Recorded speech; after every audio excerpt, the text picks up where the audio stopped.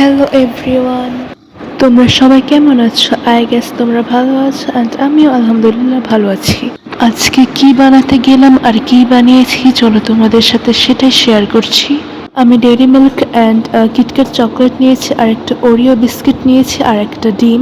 আমি dairy milk চকলেটটাকে গলিয়ে আর KitKat চকলেটটাকে গলিয়ে এই প্লাস্টিকের একটা কাপে আমি ভালো করে সেট করে নিয়েছি। আমি চেয়েছিলাম চকলেটের একটা এরকম এই সাইজের একটা গ্লাস বানাতে, যেটাতে আমি ফেল হয়েছি।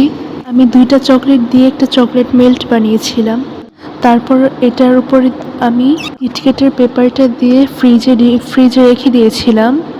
তারপর বাটিতে ডিম ভালো করে ফেটিয়ে নিয়েছিলাম, আর ওরিও বিস্কিট আর চিনি একসাথে ভালো করে ব্লেন্ড করে আর একটু বেকিং পাউডার দিয়ে ভালো করে মিক্সড করে নিয়েছি, আর একটু অয়েল দিয়েছিলাম আমি। এটা তোমরা চাইলে স্কিপ করতে পারো।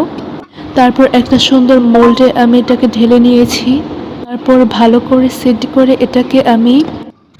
এটাকে আমি ইন্ডাকশনে দিয়েছিলাম বেক হওয়ার জন্য। বেক হয়ে যাওয়ার পর আমি এটাকে মোল্ড আউট করে নিয়েছিলাম। ভেবেছিলাম এটা ফুলবে, বাট এটা ফুলে নাই।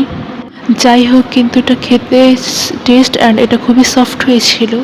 আমি যে চকলেটটা দিয়েছিলাম মোল্ডের কাপে, ওইটা পুরোটাই ভেঙে গলে গিয়েছিল, আর সেটা বানাতে আমি সক্ষম হইনি। যাই হোক, বিস্কিটের ক্রিম আর চকলেটটা আমি এই কেকের মাঝখানে দিয়ে দিয়েছিলাম, আর ওপর দিয়ে কেকের দুটো পার্ট বসিয়ে দিয়ে আমি এটাকে স্লাইস করে কেটে নিয়েছিলাম।